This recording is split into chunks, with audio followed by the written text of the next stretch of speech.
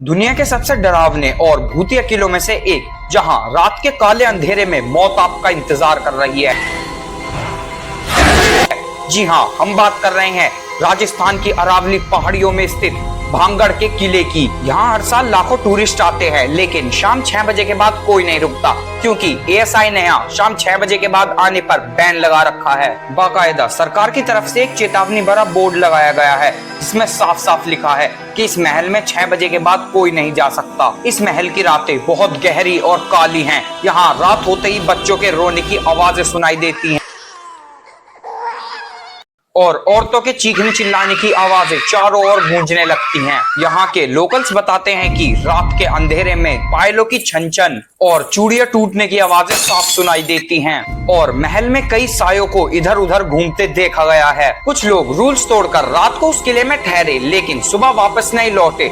मौत के गहरे साय ने उन्हें वहीं दफन कर दिया और जो लोग लौटे वो कुछ दिन बाद या कुछ महीनों बाद रहस्यमय तरीके से मारे गए। जो यहाँ टूरिस्ट आते हैं उनका भी यही कहना है कि यहाँ बहुत ज्यादा नेगेटिव एनर्जी है। जब आप यहाँ आते हैं तो ऐसा लगता है कि कोई साया आपका पीछा कर रहा है, आपकी धड़कनें बढ़ जाती हैं, आपका दिमाग सुन्न पड़ जाता है और धीरे धीरे कोई नेगेटिव एनर्जी आप पर हावी हो जाती है।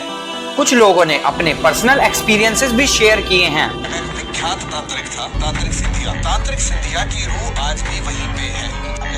कम से कम नहीं दिन तक भाई वहाँ पे 3-3.5 आत्माएं। तो अब सबसे बड़ा सवाल, ये सब कब, क्यों और कैसे शुरू हुआ? इसके पीछे एक बहुत इंटरेस्टिंग स्टोरी है, तो चलिए शुरू से शुरू करते हैं। भांगड़ के किले और नगर का निर्माण 1573 ईस्वी के आसपास हुआ था। इसे आमेर के राजा भगवंत दास ने अपने पुत्र माधव सिंह के लिए बनवाया था। इस नगर को बड़े ही आलीशान और वैभवपूर्ण तरीके से बसाया गया था। यहाँ बड़े बाजार, अच्छे रास्ते, खुशहाल और सुकून जिंदगी थी। यहाँ की राजकुमारी रत्नावती की खूबसूरती के चर्चे दूर दूर तक थे। एक दिन महल में एक सिंधिया नाम का तांत्रिक भिक्षा मांगने के लिए आता है और राजकुमारी रत्नावती की खूबसूरती देखकर प्यार में पड़ जाता है, लेकिन उसे पता था कि राजकुमारी उससे कभी शादी नहीं करेगी। राजकुमारी की खूबसूरती उसके दिलो दिमाग पर छा जाती है और वो उसे पाने के सपने देखने लगता है, लेकिन उसे पता था कि वो तांत्रिक है और उसकी शादी कभी राजकुमारी से नहीं होगी।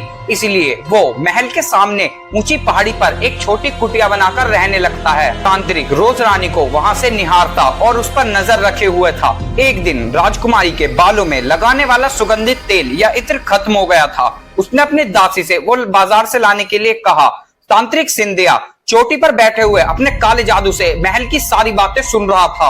वह तुरंत व्यापारी का भेष बदल कर बाजार पहुंचा और दासी को वेला फुसलाकर अपने काले जादू वाली इत्र की शीशी बेच दी। दासी ने वो शीशी राजकुमारी रत्नावती को लाकर दी। राजकुमारी को उस शीशी में कुछ गड़बड़ लगी और उन्होंने उसमें कुछ बाल भी पड़े हुए देखे।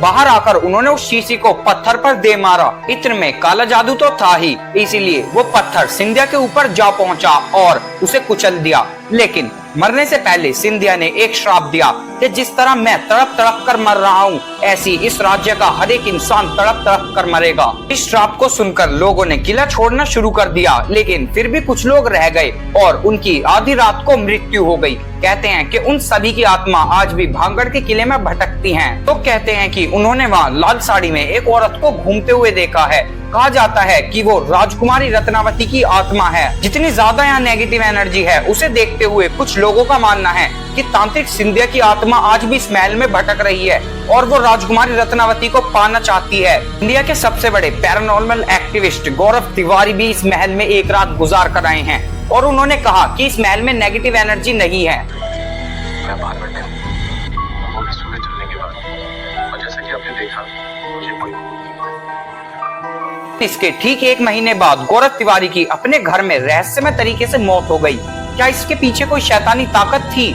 सच क्या है, झूठ क्या है, कोई नहीं जानता। क्या आप खुद इस हॉन्टेड किले में जाकर एक्सपीरियंस करना चाहेंगे? वीडियो अच्छी लगी हो तो लाइक करना और चैनल को सब्सक्राइब करना, और दूसरी किस टॉपिक पर वीडियो चाहते हो कमेंट में जरूर बताना।